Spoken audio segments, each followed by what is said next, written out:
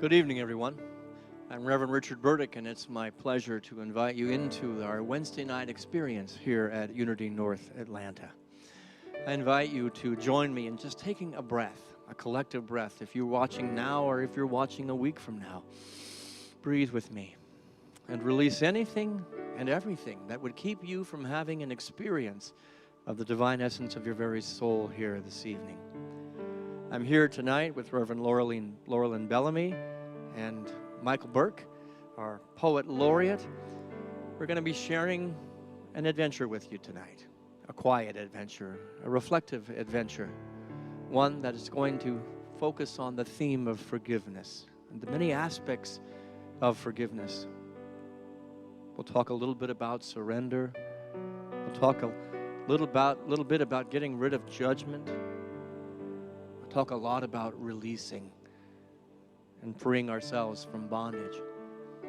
You know, the master teacher and the way shower in the Unity movement is Jesus, the man who was aware of the Christ presence of his being, and forgiveness was the cornerstone of his ministry. He told us, he told his apostles, how many times should we forgive? And he said 7 times 70. Which is an indication that you do it until it's done. You keep forgiving, and so we're going to invite you into a place tonight. Let it be one of those 70 times 7 moments of forgiveness. As we let go of past wounds, maybe let go of a past story, a past hurt, or an experience.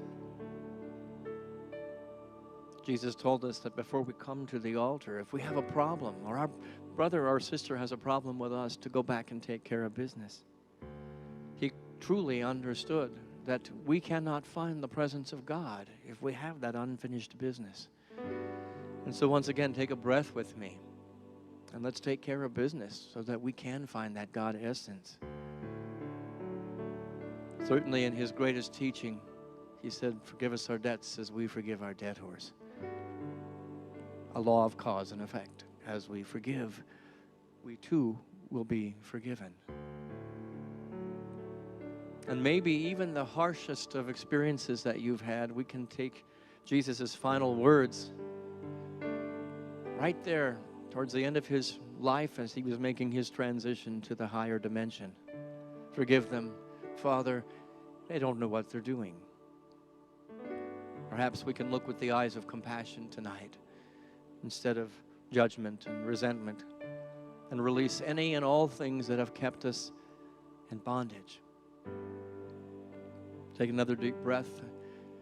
And before we begin to relax our bodies, and I invite you to close your minds, I just remind you of Charles Fillmore, who is the co-founder of our Unity movement, who said, a sure remedy to heal all the ills of humanity is to sit down for 20 minutes every night and forgive everybody everything. Our work tonight is not just about our individual lives, although we will experience healing. It's about forgiving everybody, everything, and maybe just a little bit of what we do, which will be more than 20 minutes tonight, will help the world get closer to God as well. And now take a final breath as you close your eyes. Allow the mind chatter to begin to slow. The breath begins to slow. And we allow ourselves to ease into a place of comfort, of receptivity, a place of peace. Find the pace of your breath and realize that as you slow that pace down, that the heart rate begins to slow. And anything that is not this now moment begins to fade into the background. We let it go. We allow ourselves to be an open vessel, an open channel for the full realization of God. We are a temple of forgiveness of ourselves, of others, of all, as we sing our first chant. I forgive you. I forgive me. I forgive all and live my life in peace. Bring someone to mind. I forgive you. I forgive you. I forgive me. I forgive all and live my life in peace. Bring to mind an experience, a relationship, or an energy within your soul. Breathe into that place. Embrace it as we sing one last time. I forgive you, I forgive me. I forgive you.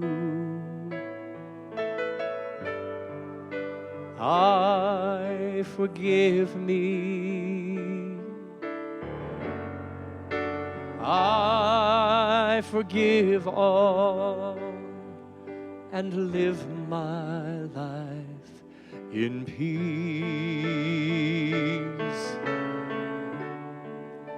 I forgive you. I forgive me.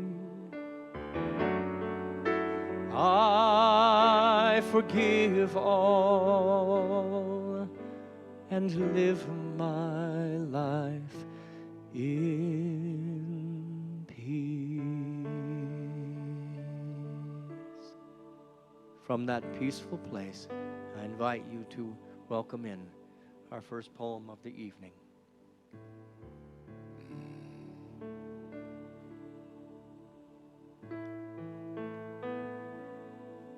The stories that we tell ourselves are some of the strongest illusions we create. For there's a story inside every story. And there's a fate inside every fate. There's a way we think it should go. And, well, there's a way that it seems to come. And never the twain shall meet until we have unified as one. This illusion of separation, this sense that something is happening to us, is but a confirming delay for our wholeness as these persistent illusions move through us.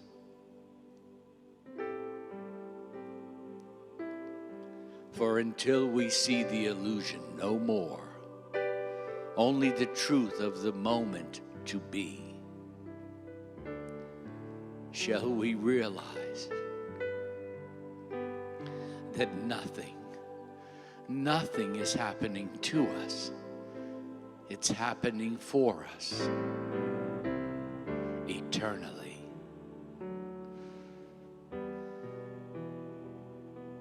Each character that we play and every actor we've assigned play the roles that show us ourselves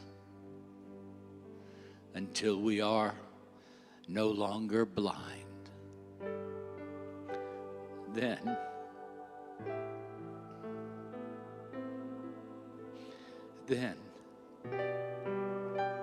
we see through God's own eyes how the union is so complete, and every doubt we've ever had suggests a lesson quite incomplete.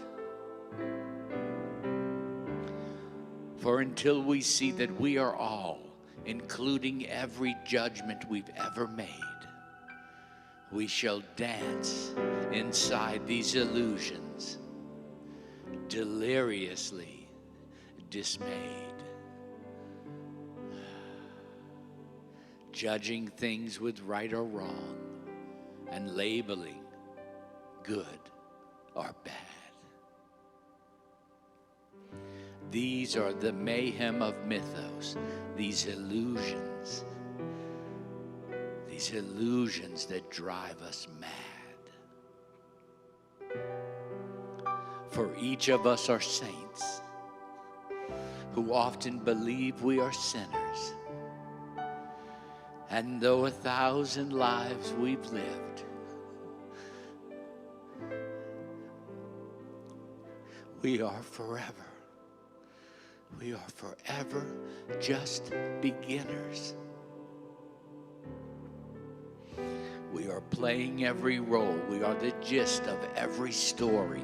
We are the anger in our agony and the God within our glory.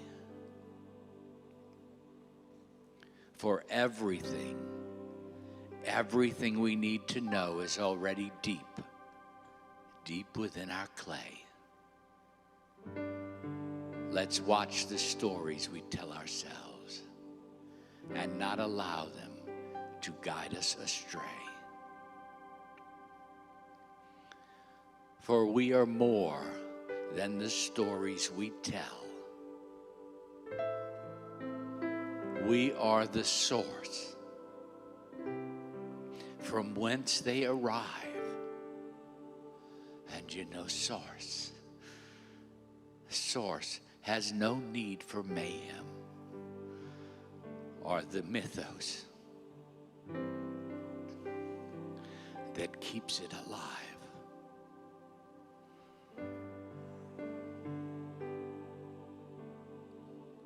Breathe once again.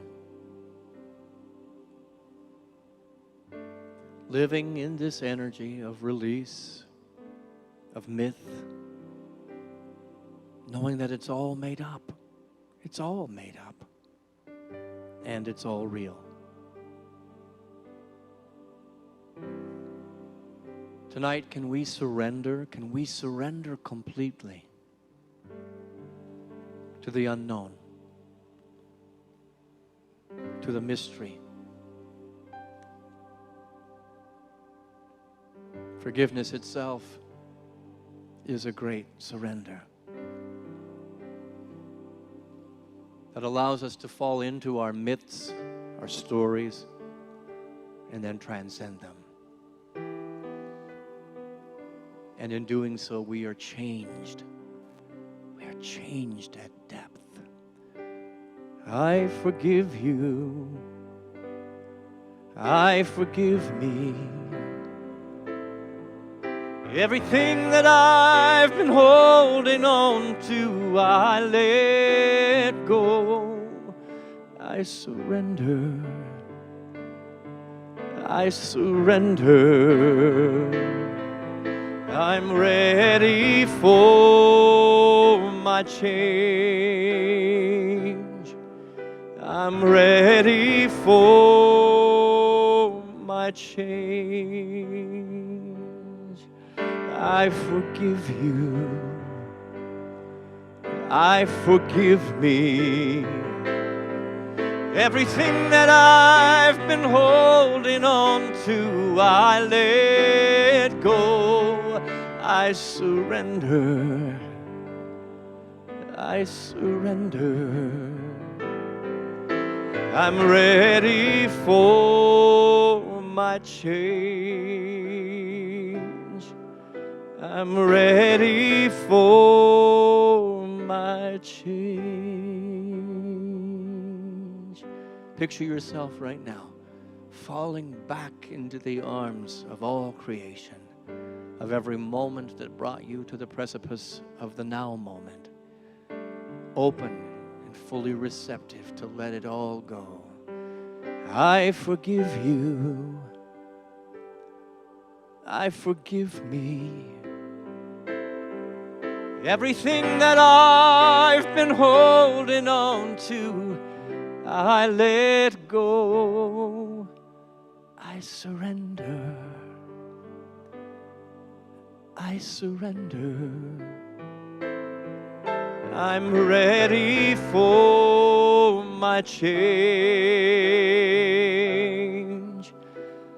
I'm ready for my change. To explore the divine idea of surrender. Reverend Laurelyn Bellamy.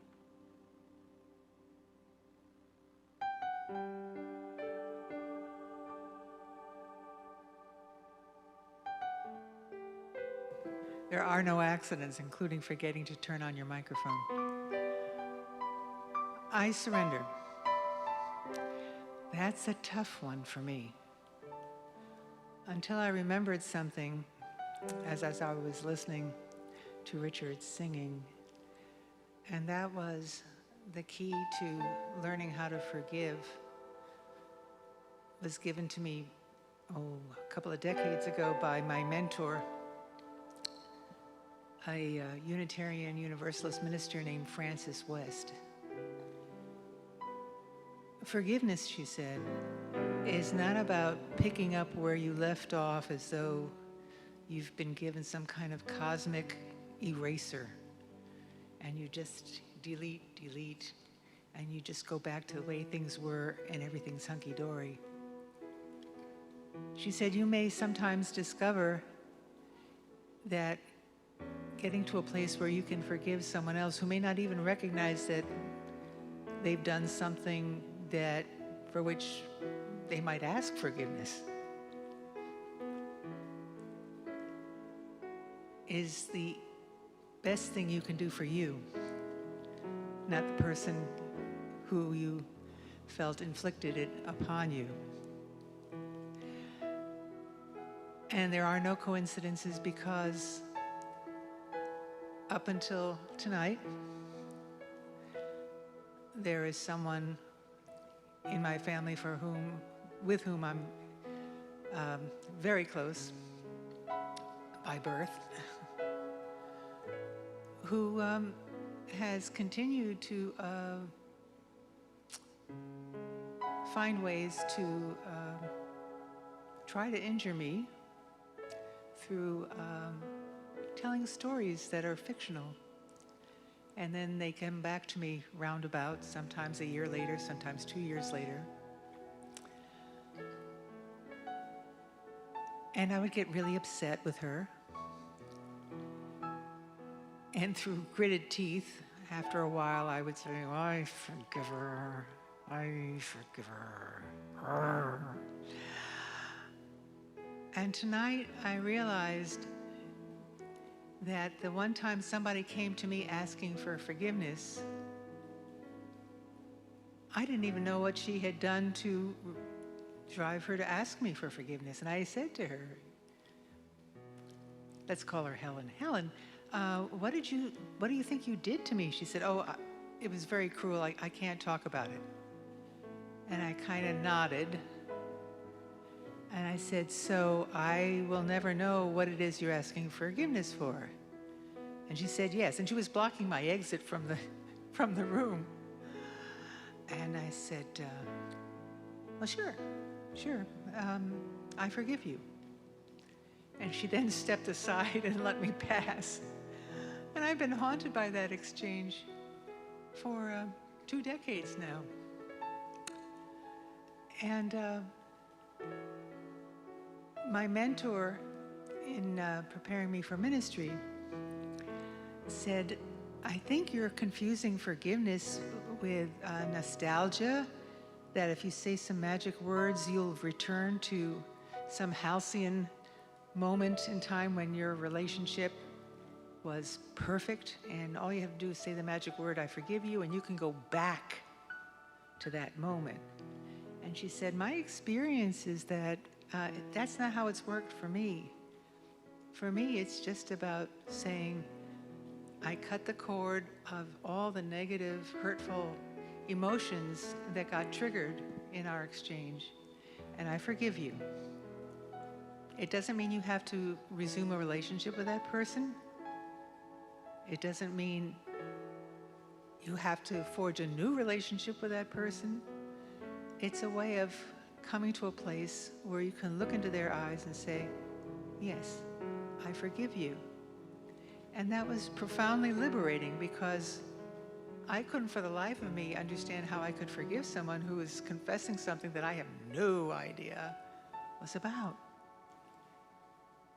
And I like to pass that story on to others, because I don't think I was the only person who confused what forgiveness could be.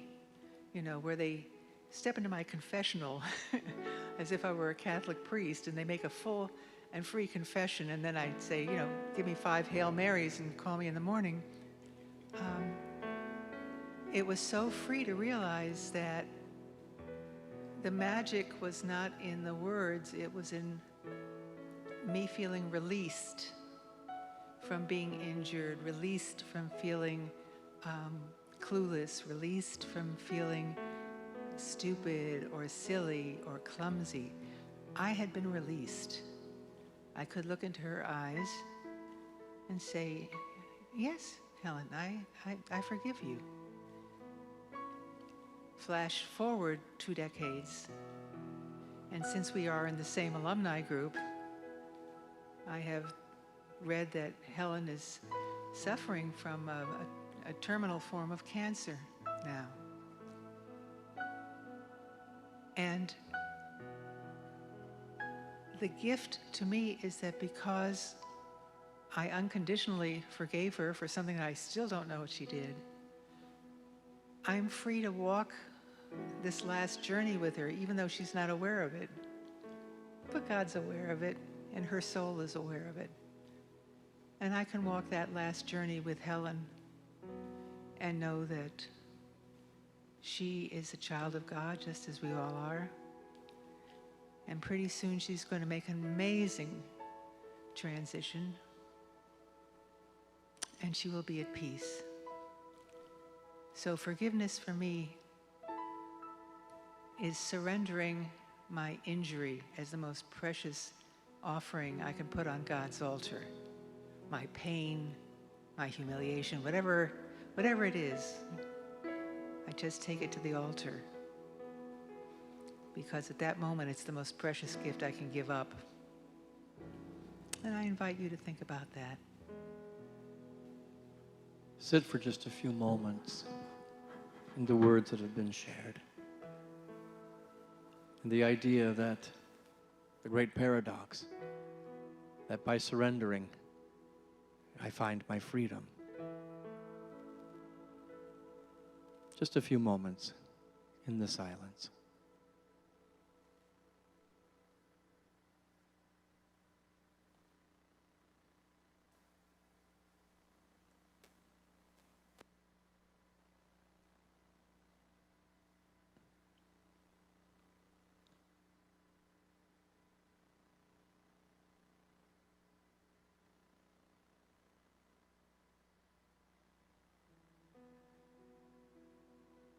I invite you to consider with us this evening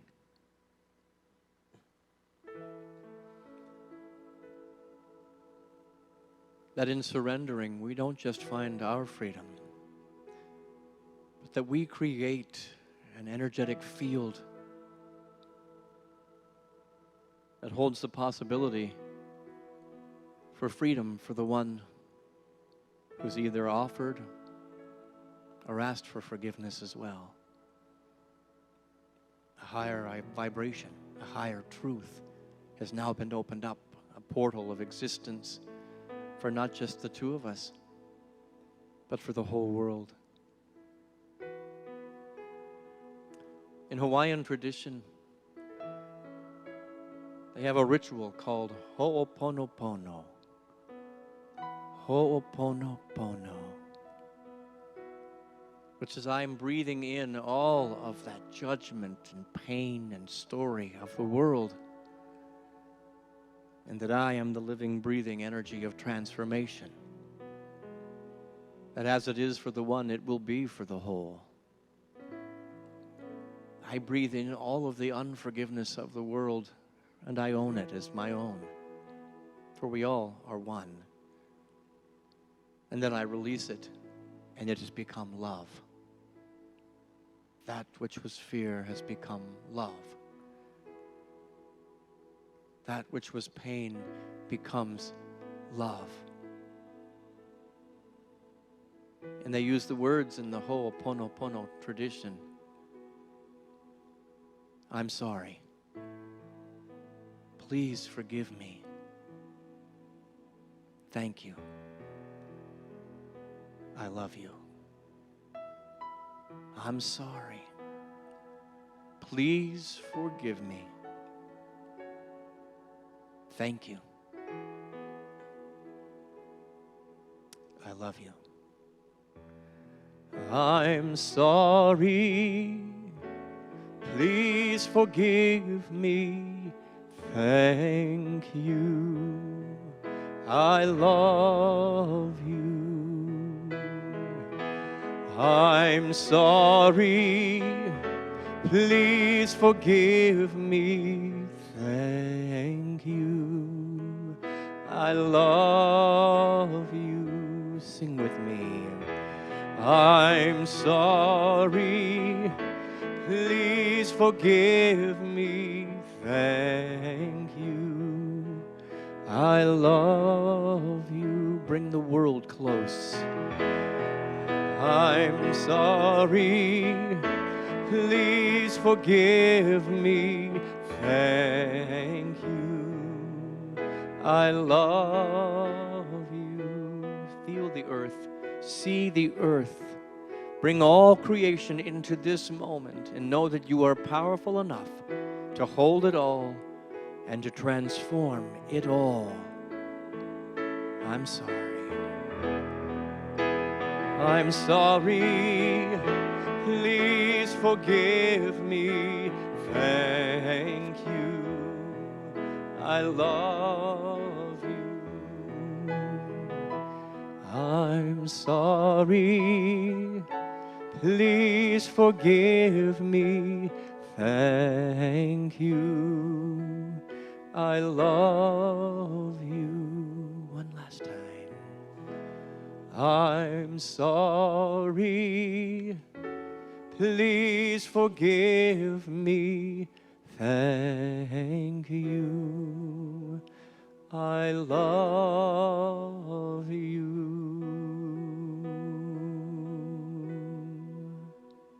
Our second poem for the evening. I love you.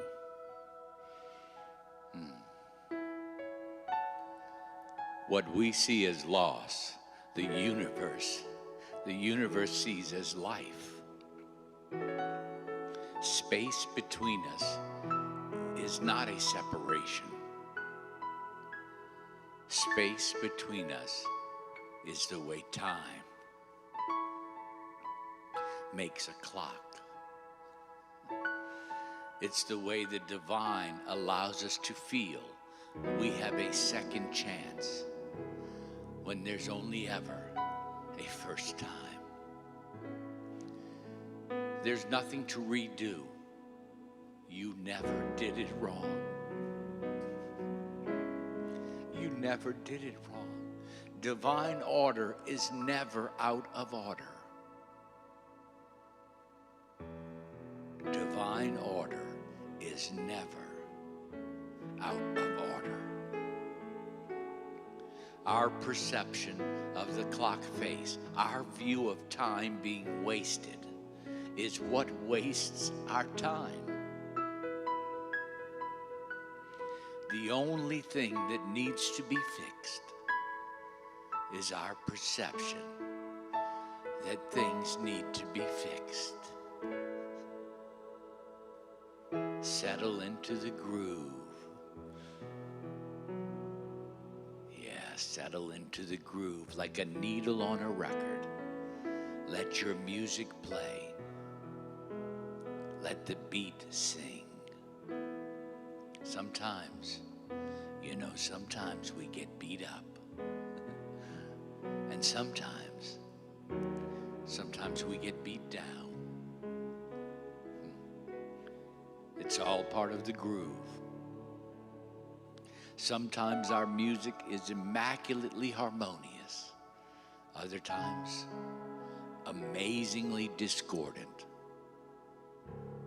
and slightly obtuse. It doesn't make the song good or bad. It just makes us not want to listen to certain parts. And a lot of times we don't. We don't want to hear the parts that scrape across the chalkboard of our soul and screech horror into our melody. It seems like we can always hear the sins. It's time. It's time we listen for the saints. It's time we listen for the saints.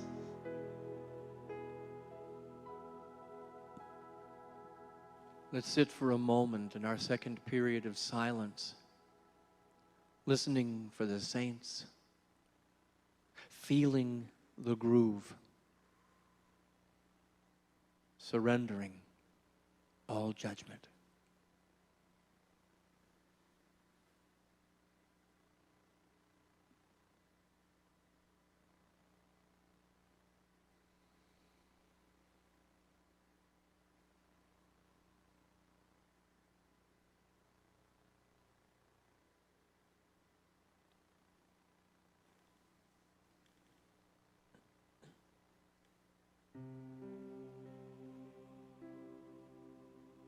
Bring into that groove on the record that is you right now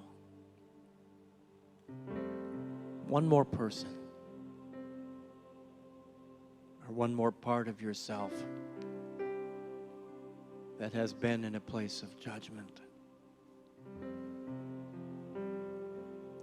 And invite them into the complete surrender of giving up control, into the groove of being,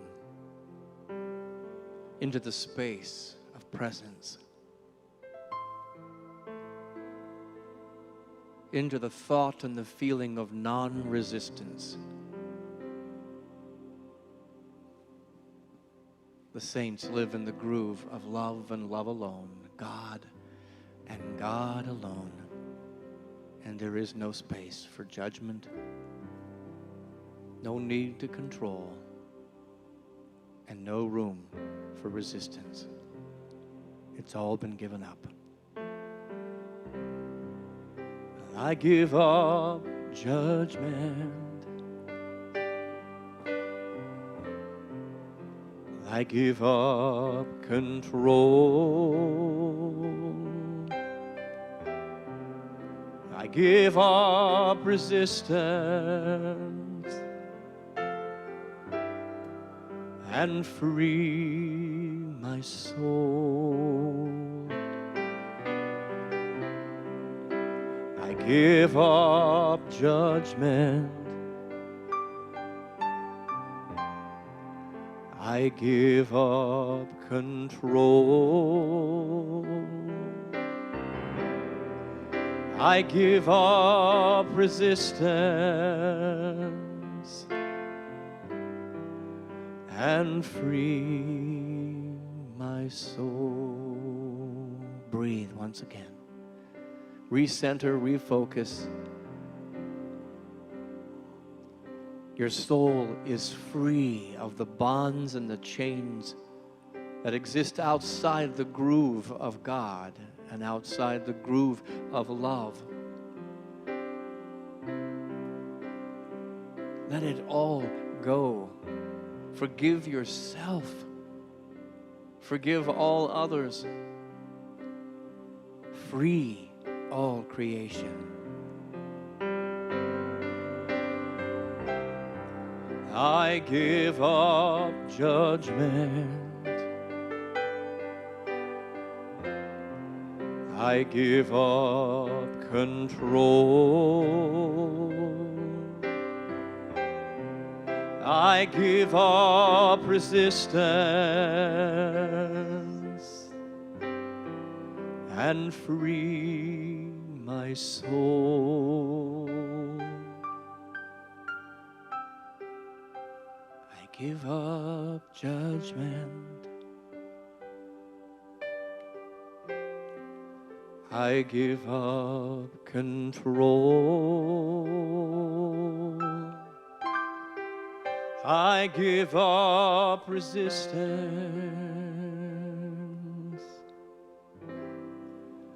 and free my soul.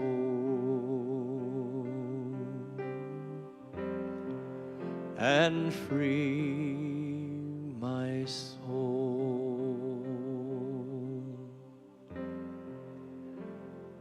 I free my soul. And so for the second reflection, the freedom that comes with non-judgment, judgment completely released.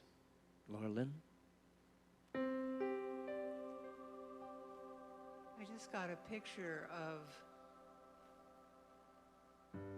a pistol that has been in some manner disabled, so that while it may be lying on a counter looking like a pistol, it's been,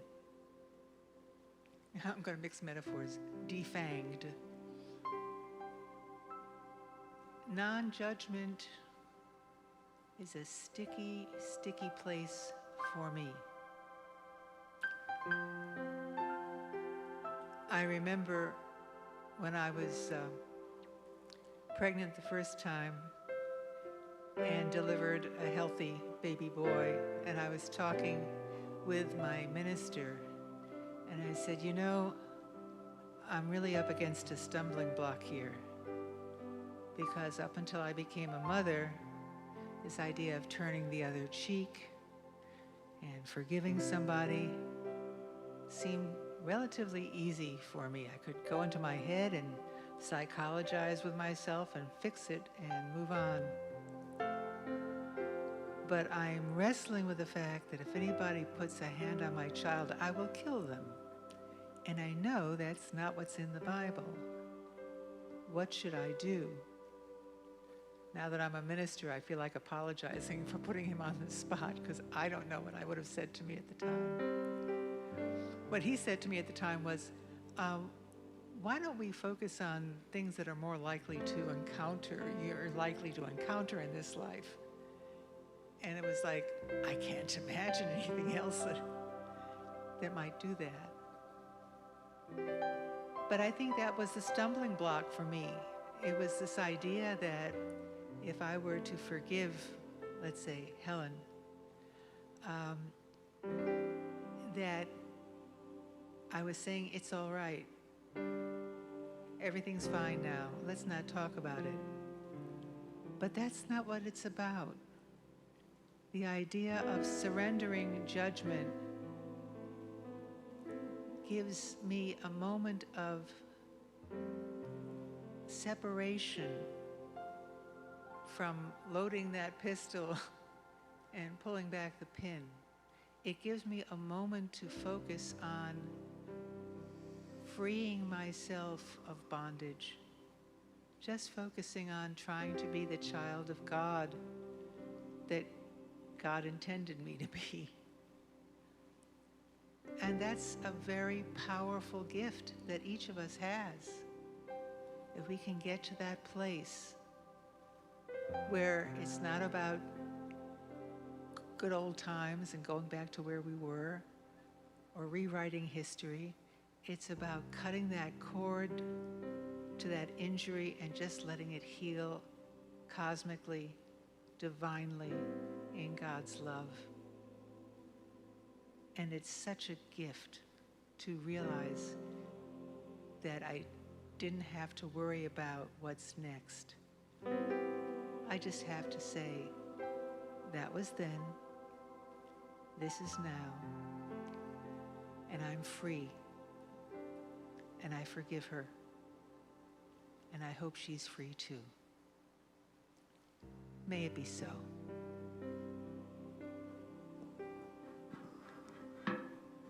Let's sit for our final period of silence in a state of complete and total non-judgment.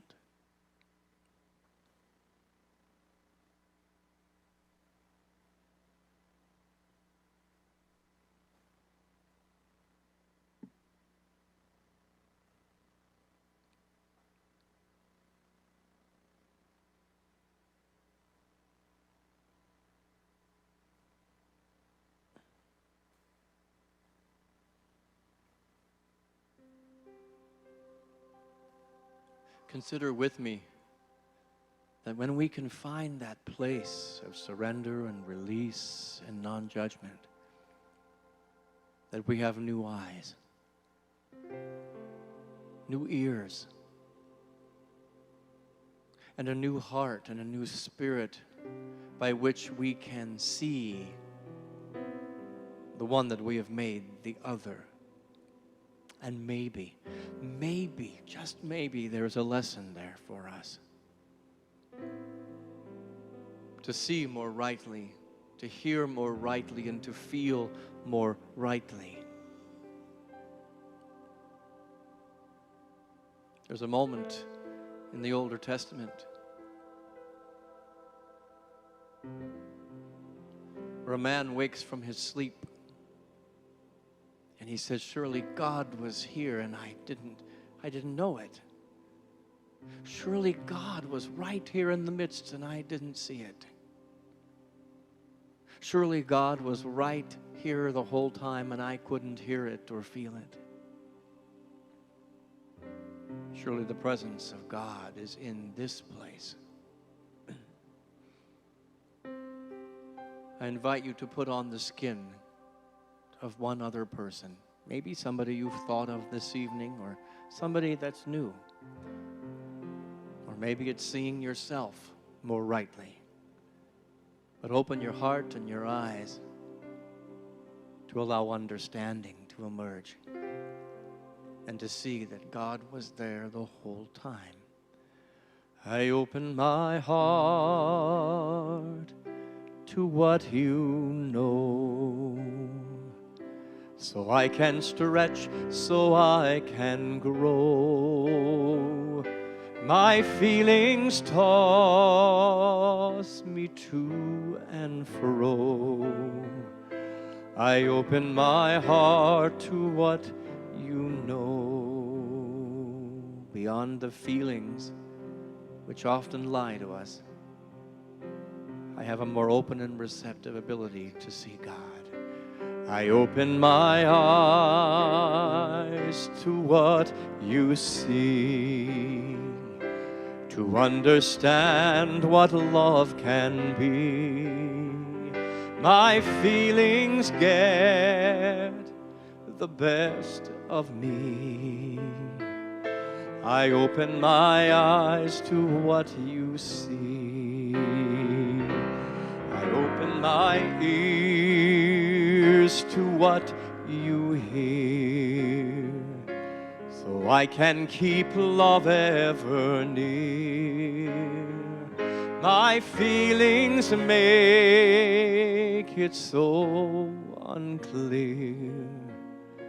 I open my ears to what you hear. I open my heart to what you know. So I can stretch, so I can grow. My feelings toss me to and fro. I open my heart to what you know.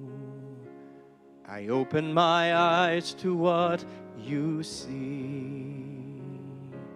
I open my ears to what you hear. I open my heart to what love knows.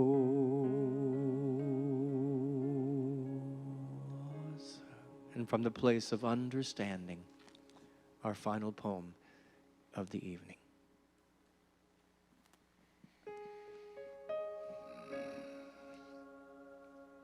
Many of us never let anyone go deep enough to hurt our soul. But down there, deep in there, lay the abyss of assimilation. The scattered insufficiencies that litter about what we call garbage. Garbage is glorious. For what we throw away is what we find too sacred to save. Conditions that can heal themselves, let it be, leave it alone. No, we must dive into the deluge, disappear into the divinity of denial, the refuge of religion, the pain of a soul. Growing in each life, with each breath, closer to God, yet farther from faith. For it is God I have scattered into a division of acceptance for all, our idiosyncrasies of indecision. Every mistake is only a perceptual challenge. A removal of participation for one of observance can distance our delicate egos from the self-judgment that ensues when we hurt, and even more so when we feel we have hurt others. How do I know everything is perfect? Because it's happening. And countless joys have come in eventualities to teach me this and more. But tears from my soul opened me to the wisdom that lay in my shadow, the stuff I hid in the light. By excavating the denied me, I uncovered the divine me. By excavating the denied me, I uncovered the divine me. For divinity is not only divine, it is more than that. It is the pain, anger, hurt, and judgment that we say we don't do. It is in that denial where the tears of my soul have fallen to water my heart into growth where I didn't even know I had soil. Denial itself has rooted my acceptance, and I grow, I expand, I open. And not just to the rosy parts, or the insanely sensuous parts, or the incredible, energetic, communicative parts. No, these are the glorious God-given highs of love. But in the depth of love, the fractured, buried basements that things eventually seep out of, that's where love opens its true splendor, its commitment to us eternally, until we accept all of us, every twisted truth and lascivious lie. I have never been more complete than right here, right now, as tears from my soul wash the sacred water of the divine into barren oceans that have thirsted evermore. For each tortured time I have stated, I am not. I am not. No, I am. I am everything I love about love. I am also everything I despise about love. I cannot fully become alive in love until I accept that I am the death of love as well. I am all of this, and my soul knows. For it has shown me its glory. Now it has shown me its pain. I accept that my soul hurts, and I am in pain. And in knowing this, I have become more caring, more daring, complete, whole. I am whole. Tears of my soul, one of the most painful, sad events I have ever experienced. Tears of my soul. They are what washes me closer to my truth. My denial of my own acceptance has brought me acceptance of my own denial. The beauty of this may look really warped in this reality, yet it is perfect on all levels, in all dimensions, or it would not be happening. How do I know everything's perfect? Because it's happening. The deep tears of my soul have put soul deep in my tears. And I drown as I breathe. I laugh as I cry. I flower as I root. I rise in love. I fall in love. I am a rainbow of black and white, shades of redemption for shadows of revelation. Vibrating high, vibrating low. Any vibration affects all vibration. I am only half alive in my joy. I awaken the other half in my tears. These little drops of wisdom that grace our cheeks are also the mist of a mysterious divinity that not only cries with us, she cries within us. If I am truly to believe that I am all that I am, then I must include all that I believe I am not.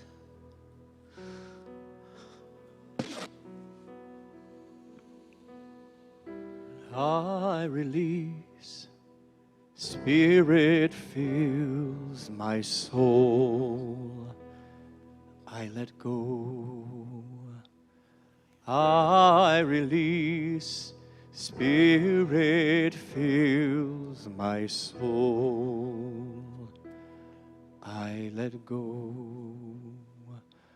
Walls come down, blocks dissolve. I fall easy into love. Sing this last line with me. I release, Spirit fills my soul. I let go. I release, Spirit fills my soul. I let go. I release, Spirit fills my soul. I let go.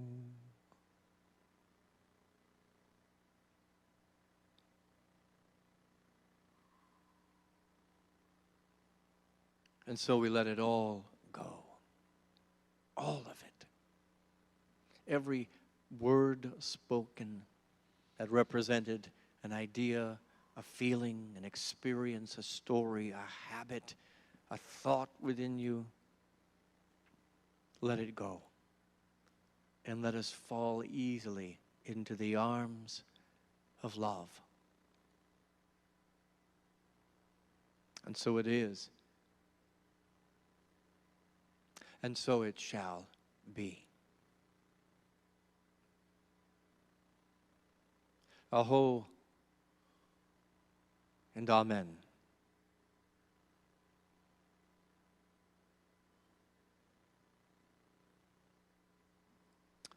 I want to thank you as you come back into an awareness of wherever you happen to be, here in this room or at home in front of a computer or looking at a phone, whether it be on Wednesday evening at 7:55 or it be next Saturday, next Tuesday. I invite you into a greater capacity to be love, to express and to experience love that comes with forgiveness and surrender. If this had value, if the poetry that has been shared here has touched your heart, or if the stories that have been shared have touched your heart, or the songs, or the ideas, or maybe even the silence, just being present with the silence. If it had value, I'm going to invite you to say thank you, to find a way to say thank you.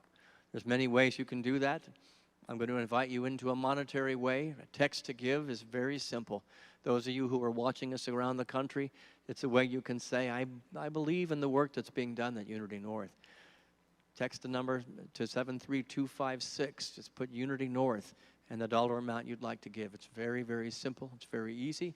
You can mail a check in. We're coming back into the space. The staff is now here during the week, and we'd love to see you and to hear how we have touched your heart and let you touch our heart in that exchange of energy. But just find a way to be in gratitude. You know, forgiveness is one thing, but in the Jewish tradition, there's the next step after forgiveness is to then bless and to do something, to create recompense, to do something to physically demonstrate that love and to be that love. One way you can do that is through your offerings, and I thank you. And on behalf of Michael and Laura Lynn, we thank you for joining us this evening and going on this adventure. We never quite know where we're going to go. We have a few ideas, and we toss a ball back and forth, and we communicate at spiritual levels about what's going to happen. And we hope that you're communicating as well, whether you be in the room sending your heart vibes or you're on the camera. Thank you for joining us this evening, and we wish you peace. Keep the energy up. Forgive 100 people this week. Forgive yourself 100 times and watch how love unfolds. Thanks so much for joining us here this evening. We'll see you on Sunday morning, and we'll see you again next Wednesday. Have a good and beautiful evening.